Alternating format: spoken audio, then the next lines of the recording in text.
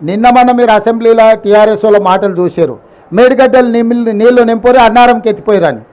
అసలు హరీష్ రావు దూలం లెక్క పెరిగింది కానీ దూడకున్న బుద్ధి కూడా లేదు. ఇప్పుడు అన్నారం బొక్కవాడు అన్నారం నుంచి నీళ్ళు వచ్చి ఇది కొట్టుకపోతుంది మేడిగడ్డ, మళ్ళా మేడిగడ్డ నుంచి అయితే అన్నారంలో పోయింది అంటుండు. అన్నారంలో ఉన్న నీళ్ళే దానికి మొత్తం లీకేజీలు వచ్చి అది కూలిపోయేటట్టుందని దాంట్లో ఉన్న నీళ్ళు కిందికి వదిలాం. వాళ్ళు మన అసెంబ్లీలో చేసిన వాదన మొత్తం చూడండి. నేను అందుకే చెప్తున్నా, దూలం లెక్క పెరిగితే సరిపోదు, దూడకున్న బుద్ధాన్ని ఉండాలి అని హరీష్ రావుకి చెప్పదలుచుకున్నా. ఈ మేడిగడ్డ కూలింది అని మేడిగడ్డల నీళ్లు తీసేసినాం.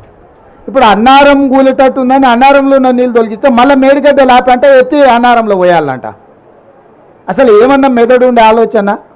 అందుకే వాళ్ళు ఏందనంటే చేసిన తప్పులను కప్పిపుచ్చుకోవడానికి ఎదురుదాడే ఒక మంచి విధానం అన్నట్టుగా వాళ్ళు ఒక ఆలోచన చేస్తున్నారు.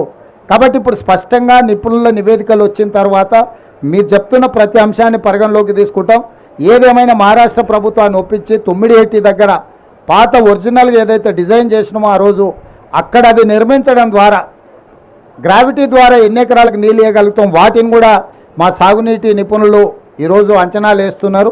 తప్పకుండా వాటి అన్నిటిని దృష్టిలో పెట్టుకొని చేస్తాము. గోదావరి జలాలను పూర్తి స్థాయిలో ఉత్తర తెలంగాణకే కాదు, అవసరమైతే దక్షిణ తెలంగాణ ప్రాంతానికి కూడా నీళ్ళను వినియోగించుకోవడానికి కార్యాచరణ చేపడతాము.